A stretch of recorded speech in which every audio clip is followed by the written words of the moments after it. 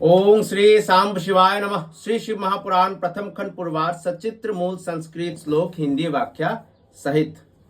तो आज मैं श्री शिव महापुराण के अंतर्गत जो रुद्र संहिता है उसका जो चतुर्थ खंड है कुमार खंड, उसमें तृतीय अध्याय का पाठ करने जा रहा हूं, जहां महर्षि विश्वामित्र द्वारा बालक स्कंद का संस्कार संपन्न करना, बालक स्कंद द्वारा क्रौंच पर्वत का भेदन, इंद्र द्वारा बालक पर वज्र प्रहार, शाख विशाख आदि का उत्पन्न होना, कार्तिकेय का षण्मुख होकर 6 कृतिकाओं का दुग्ध पान करना।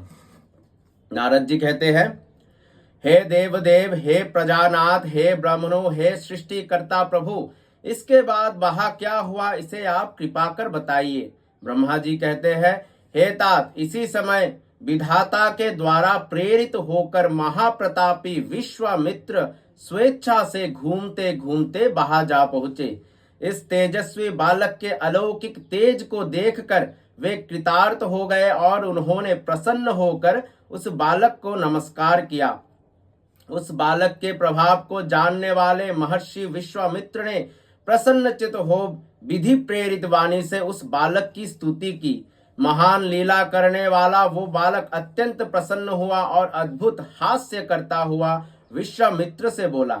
शिवपुत्र बोले, हे महाज्ञानीन, आप अचानक शिवेच्छा से यहाँ आ पहुंचे हैं, अतः तात वेदोक्त रीति से मेरा यथा विधि संस्कार संपन्न कीजिए। आज से आप प्रसन्नता पूर्वक मेरे पुरोहित हो जाए, इससे आप सदा सबके पूज्य होंगे, इसमें संशय नहीं है।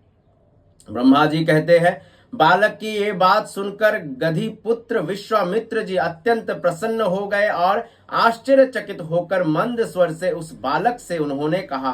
विश्वामित्र बोले, हे तात सुनो, मैं ब्राह्मण नहीं हूँ, किंतु गधी सूत क्षत्रिय कुमार हूँ। मेरा नाम विश्वामित्र है, मैं तो ब्राह्मण सेवक क्षत्रिय हूँ। हे श्रेष्ठ बालक, मैंने तुमसे अपना सारा चरित्र निवेदन कर दिया। तुम कौन हो? अपना संपूर्ण चरित्र मुझसे कहो। मैं आश्चर्यविंत हो रहा हूं।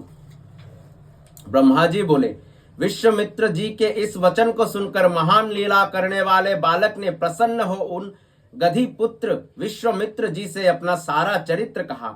शिवसूत बोले, हे विश्वामित्र जी, आप मेरे वरदान से ब्रह्मर्षि है, इसमें संशय की बात नहीं है। वशिष्ठादि ऋषिगण भी आदर पूर्वक आपकी प्रशंसा करेंगे, इस कारण आप मेरी आज्ञा से मेरा संस्कार करें और ये सब रहस्य आपको गुप्त ही रखना चाहिए, कहीं नहीं कहना चाहिए। ब्रह्मा जी बोले, हे देवर्षे, तदंतर विश्वामित्र जी ने परम प्रेम पूर्वक वेदोक्त रीति से भगवान शिव के उस बालक के संपूर्ण संस्कार संपन्न किए। महान लीला करने वाले प्रभु शिव पुत्र ने भी बड़े प्रेम से महर्षि विश्वामित्र जी को दिव्य ज्ञान प्रदान किया। नाना प्रकार की लीला में पारंगत अग्निपुत्र ने विश्वामित्र जी को अपना पुरोहित बना लिया। उसी समय से वे विश्वामित्र द्विज श्रेष्ठ के रूप में प्रतिष्ठित हो गए। हे मुने, उस बालक ने इस प्रकार जो लीला की है वो मैंने आपको बता दी। हे तात, उस बालक की दूसरी लीला मैं बता रहा हूं, प्रेम पूर्वक सुनो। उसी समय श्वेत ने उस दिव्य तेज संपन्न परम पावन बालक को देखकर अपना पुत्र मान लिया। तदंतर अग्निदेव ने उस स्थान पर जाकर बालक को गले लगाकर उसका चुंबन किया और उन्होंने उस बालक को पुत्र शब्द से पुकारते हुए अपनी शक्ति तथा अस्त्र उसे प्रदान किया। गुह कार्तिकेय उस शक्ति को लेकर क्रौंच पर्वत के शिखर पर चढ़ गए और उस शक्ति से शिखर पर ऐसा प्रहार किया कि वो शिखर पृथ्वी पर गिर पड़ा।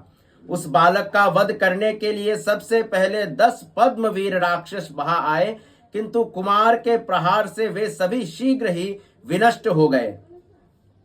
उस समय सभी जगह महान हाहाकार मच गया। पर्वतों के सहित सारी पृथ्वी और त्रैलोक्य को कांपने लगा। उसी समय देवगणों के साथ देवराज इंद्र वहां आ पहुंचे। इंद्र ने अपने वज्र से कार्तिकेय के दक्षिण पार्श्व में प्रहार किया। वज्र के लगते ही उससे शाख नामक एक महान बलवान पुरुष प्रकट हो गया। पुनः इंद्र ने उसके वाम पार्श्व में शीघ्र ही वज्र से प्रहार किया उस वज्र के लगते ही उससे एक और विशाख नामक बलवान पुरुष उत्पन्न हो गया। फिर इंद्र ने वज्र से उसके हृदय में प्रहार किया, जिससे उसी के समान बलवान नैगम नामक एक पुरुष प्रकट हो गया। तब स्कंद, शाख, विशाख और नैगम ये चारों महाबल संपन्न महावीर इंद्र को मारने के लिए बड़ी शीघ्रता से दौड़ पड़े। ये देखकर वे इंद्र उनकी शरण में गए। हे मुने, देवगणों के सहित इंद्र उनसे भयभीत हो उठे और वे विस्मित हो उस स्थान से अपने लोक चले गए, किंतु उन्हें भी पराक्रम के रहस्य का ज्ञान नहीं हुआ। हे तात, विविध प्रकार की लीलाओं को करने वाला वो बालक आनंद पूर्वक निर्भय हो वहीं पर स्थित हो गया। उसी समय कृत्तिका नाम वाली 6 स्त्रियां वहां स्नान के लिए आए और उन्होंने प्रभावशाली उस बालक को देखा। हे मुने, उन सभी कृत्तिकाओं ने उस बालक को ग्रहण करना चाहा। उसी समय ग्रहण करने की इच्छा से उनमें परस्पर विवाद होने लगा। हे मुने, उनके विवाद का शमन करने के लिए उस बालक ने 6 मुख बना लिए और उन सब का स्तनपान किया, जिससे वे परम प्रसन्न हो उठी। हे मुने, फिर उस बालक के मन की गति जानकर वे सभी कृत्तिकाएं प्रसन्नता से उसे लेकर अपने लोक चली गई। उन्होंने सूर्य से भी अधिक तेजस्वी तथा स्तनपान की इच्छा करने वाले उस कुमार नाम वाले बालक शिवपुत्र को अपना दूध पिलाकर बड़ा किया। वे प्राणों से भी अधिक प्रिय उस बालक को कभी आंखों की ओट न करती। जो पोषण करता है उसी का वो पुत्र होता है। जो जो वस्त्र एवं आभूषण इस त्रैलोक्य में दुर्लभ है, उन सभी वस्त्रों एवं श्रेष्ठ भूषणों को प्रेम से वे उस बालक को प्रदान करती। इसी प्रकार वे अत्यंत प्रशंसा के योग्य दुर्लभ एवं स्वादिष्ट अन्न को प्रतिदिन खिला खिलाकर उस बालक को पुष्ट करने लगी।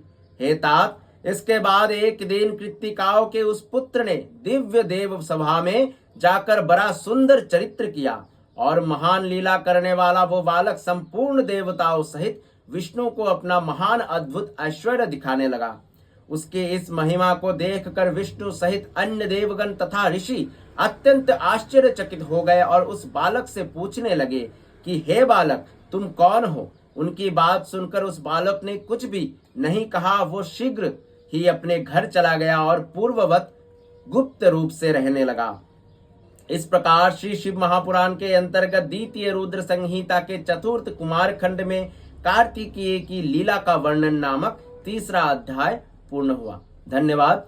आने वाले अध्याय अथो 4थोध्याय में हम लोग पार्वती के कहने पर शिव द्वारा देवताओं तथा कर्म साक्षी धर्मादिकों से कार्तिकेय के विषय में जिज्ञासा करना और अपने गणों को कृत्तिकाओं के पास भेजना, नंदिकेश्वर तथा कार्तिकेय का वार्तालाप, कार्तिकेय का कैलाश के लिए प्रस्थान। तो इस 53 में जो अध्याय था, 3य अध्याय, उसमें बहुत सारे प्रश्न है। ये माता पार्वती ने अपने गर्भ से क्यों भगवान कार्तिकेय को जन्म नहीं किया? भगवान शिव का तेज गिरा, उससे कार्तिकेय का जन्म हुआ। और बहुत सारी कि बचपन से वो किसी और के पास क्यों पल भर रहे थे। तो आने वाले अध्याय में शायद इन सारे प्रश्नों का जवाब मिलेगा। तब तक के लिए धन्यवाद। सांब सदाशिव सांब सदाशिव सांब सदाशिव सांब सदाशिव।